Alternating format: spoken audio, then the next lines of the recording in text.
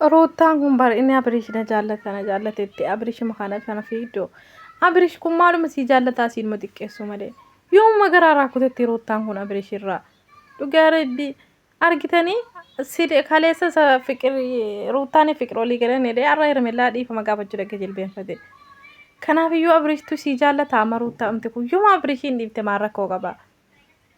Yeroo hunda Abiriishina jaallata waan biraa qaba qodaana biraa qabaate qodaan saaqilee aseen ubboyaage jaalaluma isaa yooma si keessaa baalaat yooma si keessaa ba'ee naannolee keetii jiniin zanaafataa itti jiraatta. Innaa akkasii Ruutaan ma jaallatee faana deema malee bara Abiriish giroosii hin qabu. Akkasii mattuu giroosii qabaatee nameellaa rafii qeeqee qirtaa gaafata. Ruutaa haadha mucaa isaa badhaqee qirtaan gaafatu. Takka nu ulee baadhattee gadi gugguuftee naan bare qirtaa taqabbaluu didee. Aressa fuudhabbo. Ruuta yooma onnee kee keessaa baalaata Abiriish. Dhugaa rabbi arra hirmellaa isa yuutuubii banteefte sanallee ilaalle. Xiqqoorraa ilaalee awwala irratti na aarsee naan andeesse. Anayyuu kan akkana na aarseessi immoo akkamsi godhare. Innaa akkasi. Dhugaa rabbi Abiriishuma kana biraa yooma deemta laata. Yooma onnee kee keessaa ba'a. Innaa akkasi. Yooma ergif gootee Abiriishuma kana dhiifti Ruutaan. Wallaahi Ruutaan tokko nama dhibbibboo yaakee. Kanaaf akkas Abiriishina jaallataa qodaan na bira jiraatti Abiriish maaluma si jaallata tusi jaallate si xiqqeessa tusi jaallate akka namni si jibbu godha tusi jaallate maa dhaqee irra hirmellaa iqirtaa gaafata maa fiqirtu na baddalee irra dhaqee gadi kufee iqirtaa gaafata dhufee si iqirtaan gaafatu ati nu ulee baadhattee mucaa isaa baadhattee gadi gugguuftee iqirtaa wajjiniin jiraanna nu ulee wajjiniin guddifanna innaan si didee bar. Ruuta yooma dhiifti laata Abiriishuma kana dhugaa rabbi. Innaa akkasii deebinii fi daaniin immoo harakaata godhu. Efreem illee haa egaa waan goote irratti baguma goote dhagaa Efreem maal godhaa miti asalan. Innaa akkasii siniin jedhaa dhugaa rabbi ana Ruutaan naazasiifti bakka.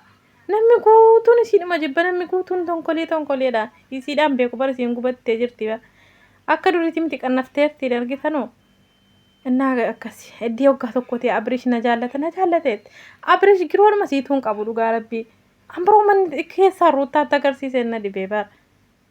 Innaa akkasii jira keenya rabbamti keeriya godhu mee rabbamtonnee dhuma Ruutaa keessaa Abiriishuma na baasume wallaahi kan isii kabbadee kan isii jaallatee kan isii kabajee wajjiniin jiraatu rabbii na fiduuf dhugaa rabbii naazansiifte na Ruutaan kun xinnaan guddaan Ruutaa darbaa shiriinsaa tokko namni gaarummaa siyaasaa hin jiru. Erga nyaatee harkaa dhugee ka'ee daba isiin akkas isiin sharrii isiin maaloo jedha sa'aatii 24 areessa fuudhabbo.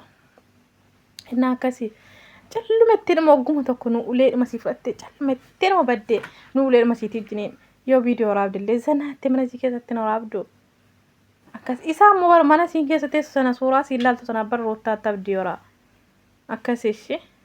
Dhugaa rabbii ana naazasiifti Ruutaan na jaallateet Abiriish giroosiin qabu kaleessa akka inni godhatu argitanii har'a akka inni dhaqee hirmellaa dhiifama gaafatu argitanii attu Ruutaa jaallatee maa Ruutaa iqirtaan gaafatu dhaqee nu ulee ejjiniin mucaa isaa bor argu viidiyoo kana laalu ayyaabbaan kan koo akkas daa'edha dhugaa rabbii ilmoon dhiiraa immoo garaatti nama qabatti yaadan jaallatti bara ilmoon dhiiraa innaa akkasii isiniin jedhaa.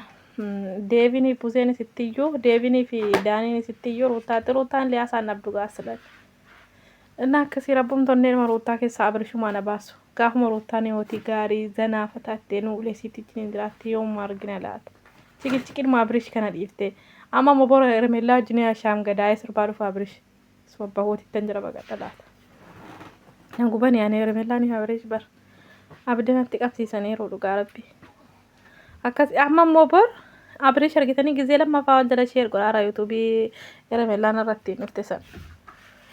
Edda akkasii wallaahi rakkisaadha. Kan inshaallah nu gubanii jiru hundinuu.